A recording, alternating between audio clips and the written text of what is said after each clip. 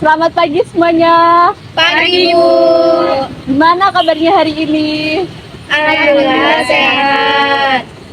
Sebelum kita mulai kegiatan pada pagi hari ini, mari kita berdoa terlebih dahulu. Berdoa dipersilahkan.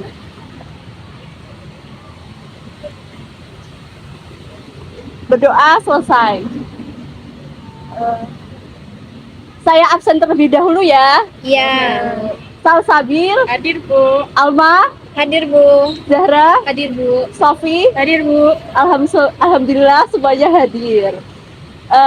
Ada yang tahu nggak sih tujuan kita kesini itu untuk apa? Belum tahu. Jadi saya jelaskan terlebih dahulu. Jadi tujuan kita kesini itu untuk melakukan bimbingan kelompok dengan teknik karya wisata.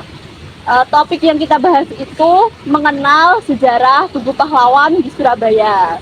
Ada yang tahu nggak sih karya wisata itu apa? Nggak tahu. Jadi karya wisata itu kegiatan para siswa untuk menambah pengalaman dengan mengunjungi tempat tertentu yang mengandung pembelajaran. Di sini kita akan mengambil sejarah Tugu Pahlawan. Saya di sini tidak sendiri, saya akan dibantu oleh pemandu Tugu Pahlawan. Baik, Kak, silakan memperkenalkan diri. Baik, selamat pagi adik-adik. Pagi. Di sini perkenalkan ya, nama kakak Kak Elia. Kakak di sini akan memandu kalian mengenai tempat-tempat atau sesuatu yang ada di Monumen Tugu Pahlawan dan juga museum yang ada di sini. Ya, Pak.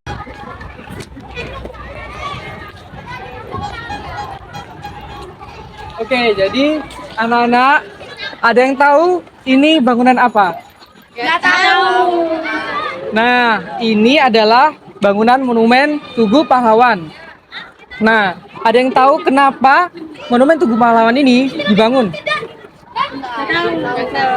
Jadi pada waktu itu, pada saat Indonesia sudah merdeka, sudah memproklamasikan kemerdekaan, para penjajah masih ingin menduduki negara Indonesia, termasuk wilayah Surabaya. Nah, waktu itu masyarakat Surabaya melakukan perlawanan terhadap para penjajah, sehingga para penjajah bisa mundur dari wilayah Indonesia. Dan pada saat itu memasuki tanggal 10 November 1945, masyarakat Surabaya bisa mengalahkan para penjajah.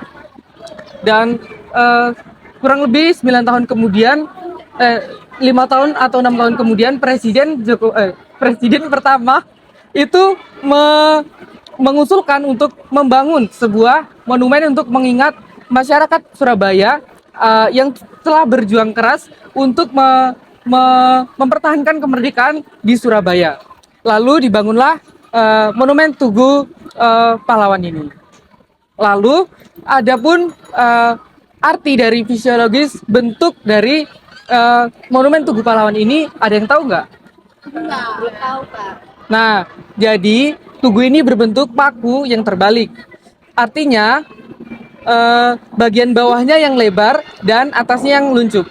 Nah, itu menandakan bahwa masyarakat Surabaya memasang paku bagi para penjajah agar tidak datang lagi ke Surabaya. Itu artinya masyarakat Surabaya sudah merdeka dari para penjajah. Lalu ada beberapa cekungan-cekungan di bagian putih-putihnya ya, di bagian batang dari paku ini. Itu terdapat 10 cekungan. Arti dari 10 cekungan itu adalah tanggal 10. Lalu terdapat 11 ruas di antara cekungan-cekungan itu, artinya menandakan bulan 11. Dan itu mengartikan tanggal 10 bulan 11 masyarakat Surabaya sudah mengalahkan para penjajah. Begitu anak-anak. Baik, kita lanjutkan ke selanjutnya.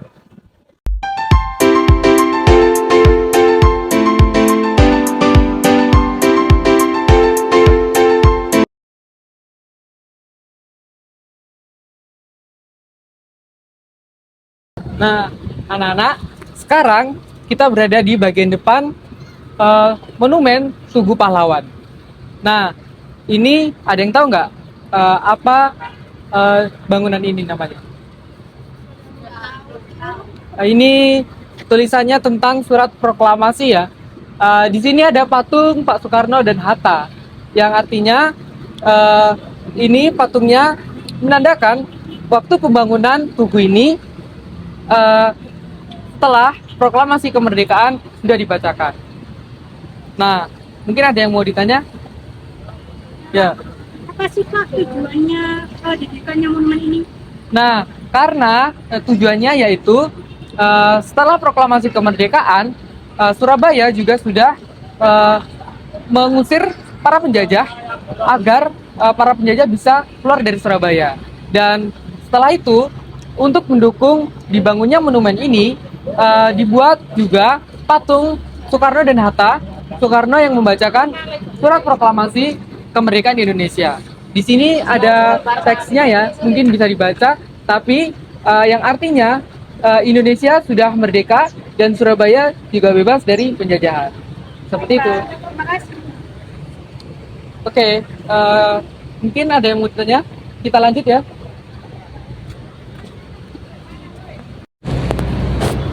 Nah, adik-adik, sekarang kita lihat ini ya, ada tulisan-tulisan di bangunan yang kelihatannya bangunan lama gitu. Ini tulisan-tulisan mengenai perlawanan terhadap penjajahan terhadap masyarakat di Surabaya. Untuk itu tulisannya artinya apa? Oke, oh ini tulisannya rawe rantas, malam butuh. Nah, itu adalah peribahasa Jawa. Secara mudahnya diartikan, mungkin waktu itu ada tanaman-tanaman yang menjalar yang harus diputuskan gitu. Nah, artinya apapun yang mendukung semua penjajahan haruslah dihapuskan atau disingkirkan. Itu artinya anak-anak. Jadi masyarakat Surabaya harus menyingkirkan semua penjajahan yang ada di Surabaya. Seperti itu. Terima kasih. Skip, mandik saya. Saya mau bertanya. Ya. Tadi saya hitung di sini ada 10 tiang. Itu maknanya apa ya? Nah, 10 tiang yang ada di sini itu artinya menandakan bulan 10 pada saat masyarakat Surabaya bisa mengalahkan tentara penjajahan yang ada di kota Surabaya. Jadi seperti itu. Oke. Nah, jadi saat ini jadi kita sudah sampai di tulisan ini. Tulisan ini bacanya merdeka atau mati. Apa? Merdeka Merdeka atau mati. Ya, merdeka atau mati ini adalah salah satu kalimat yang diucapkan oleh Bung Tomo. Bung Tomo itu siapa? Bung Tomo itu pahlawan dari Surabaya. Waktu itu dia sedang memberikan orasi untuk menyemangatkan para pemuda di Surabaya untuk mengalahkan para penjajah. Merdeka atau mati adalah pernyataan untuk mendukung semangat agar para masyarakat Surabaya harus berjuang untuk merdeka. Karena kalau tidak merdeka, maka akan mati. Seperti itu.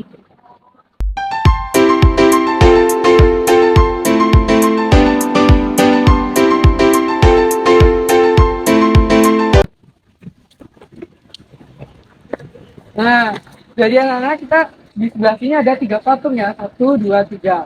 Nah, patung-patung ini adalah patung tokoh-tokoh yang terkenal untuk mengusir penjajah di Surabaya. Patung yang pertama adalah patung Gubernur Suryo.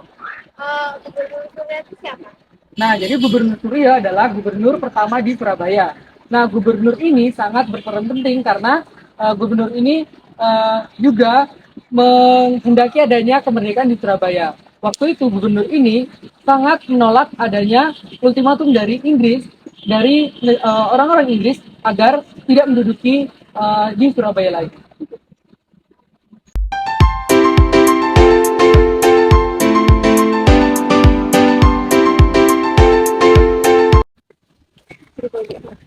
Nah, jadi anak-anak, ini selanjutnya ya, patung kedua Dul Arnowo. Kak, Ya. Dul Arnowo itu dulu perannya sebagai apa? Nah, peran Dul Arnowo adalah dia sebagai wali kota Surabaya waktu itu mengusulkan kepada pemerintah pusat untuk membangun monumen tugu nasional untuk memperingati peran masyarakat Surabaya dalam mengusir penjajah yang ada di Surabaya. Seperti itu. Oke, selanjutnya patung yang ketiga ya. Jadi anak-anak ini patung Ada yang tahu patung siapa? Bung Tomo. Ya, benar, Bung Tomo. Jadi, patung Bung Tomo ini didirikan juga untuk mengingat perannya dalam mengusir penjajahan. Perannya seperti apa? Nah, perannya itu dia sebagai jurnalis, bukan sebagai tentara. Nah, perannya dia di radio, dia mengutarakan orasi-orasinya untuk mengobarkan semangat juang para pemuda yang ada di Surabaya.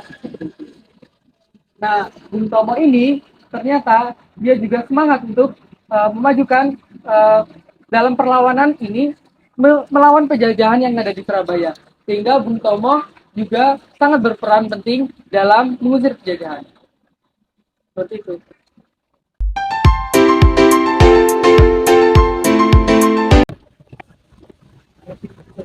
Jadi anak-anak kita sudah sampai di mobil Bung Tomo. Kalau tadi ada patungnya, sekarang ada mobilnya. Mobilnya ini mereknya Opel Kapitan dari Jerman. Kak mau bertanya, Oke. kenapa mobil Bung Tomo ditaruh di sini? Nah, mobil Bung Tomo ditaruh di sini karena waktu itu mobilnya ada di Malang. Rumah hasilnya di Malang. Nah, karena sudah tidak terpakai, jadi hanya terbengkalai. Jadi, pemerintah mengambil mobil miliknya untuk dipajang di Museum Tugu Pahlawan ini. Agar untuk mengingat jasanya, juga untuk menambah wawasan bagi para generasi muda di Indonesia agar bisa bersemangat dalam menjaga kemerdekaan Indonesia.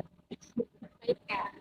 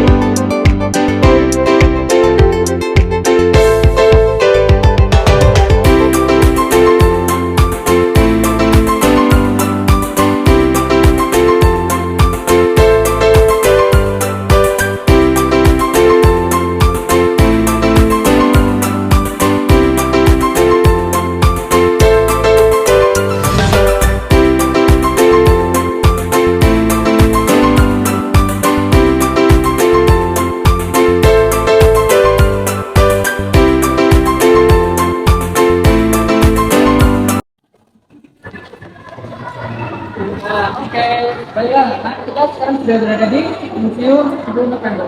Museum ini berada di sana monumen tujuh pahlawan tadi. Nah, ini ada 2 lantai dan sekarang kita berada di lantai 1. Lantai satu itu ada apa? Nah, di lantai 1 itu ada penjelasan mengenai tokoh-tokoh yang berjuang melawan penjajahan. Salah satunya adalah tokoh HR Muhammad. Nah, tokoh HR Muhammad ini adalah tokoh yang berasal dari Jawa Timur yang sangat berperan penting menjaga kemerdekaan di Surabaya. Dan ini salah satunya seperti identitasnya, bahkan baju atau pakaian dinas yang dia pernah pakai. Seperti itu.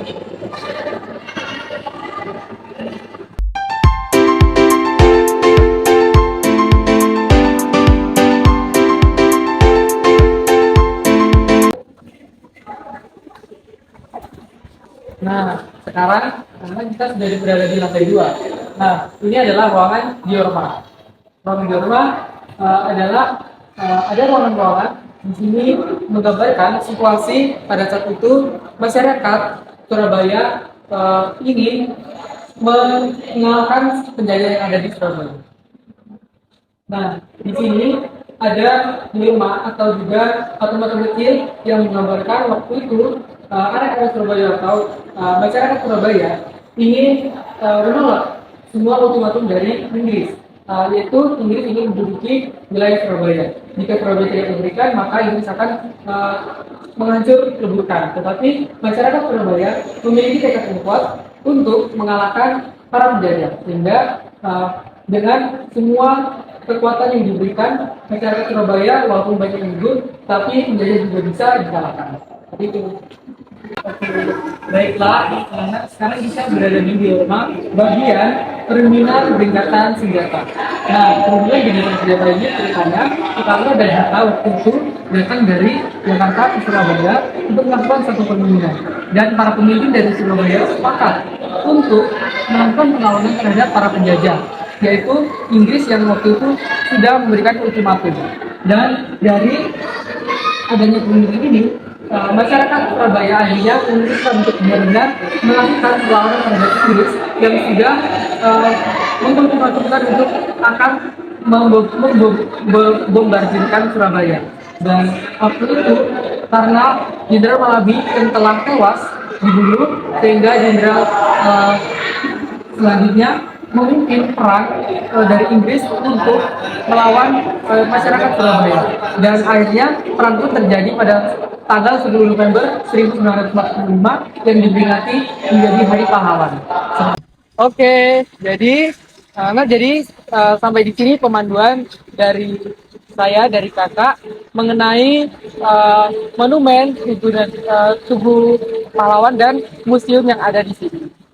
Kakak pamit undur diri dan terima kasih. Terima kasih, Kak. Ya. Eh, karena sekarang sudah saya ambil alih lagi, kita diskusi dulu ya. Kita bentuk dua kelompok yang terdiri dari dua orang. Yuk.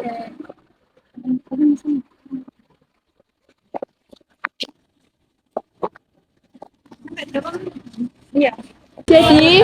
Jadi diskusi kita ini nanti per setiap kelompok nanti menjelaskan apa yang kalian dapat dari berkunjung ke Museum Tugu Pahlawan dan Museum 10 November nanti ya.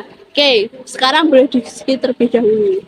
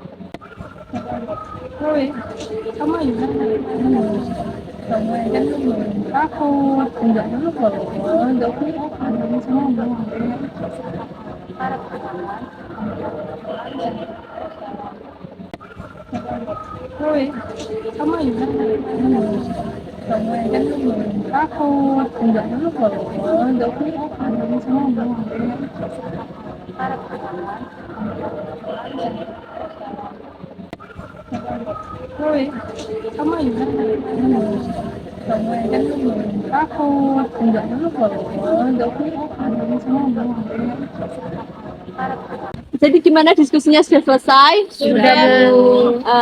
Jadi setiap kelompok nanti memaparkan hasil diskusi dari kelompok masing-masing ya. Dimulai dari kelompoknya Saul Sabri dan Alma terlebih dahulu. Baik, terima kasih. Saya akan izin menyampaikan kesimpulan setelah saya sama Alma berdiskusi. Jadi kesimpulannya, Tugu Pahlawan ini adalah tempat atau monumen yang dibangun untuk mengenang jasa para pahlawan yang telah berjuang dan gugur dalam pertempuran dan penjajahan pada tempo dulu. Dan di dalam Tugu Pahlawan ini juga terdapat museum, di mana di dalam museum tersebut ada barang-barang peninggalan sejarah tempo dulu seperti baju yang telah dikenakan pahlawan, senjata, ataupun biodata dari pahlawan tersebut. Ya, beri aplaus dulu untuk kelompoknya. Yuk, lanjut kelompoknya Sofi dan Zahra. Baik, izin menyampaikan kesimpulan dari saya dan Zahra. Kami menyimpulkan dari karya wisata ini, kami dapat mengetahui sejarah-sejarah dan makna dari Tugu Pahlawan ini, dimulai dari patung-patung yang ada di sini, lalu tokoh-tokoh yang terlibat untuk penjajahan, melawan penjajah, dan juga barang-barang peninggalan para pahlawan di dalam Museum 10 November. Beri aplaus dulu untuk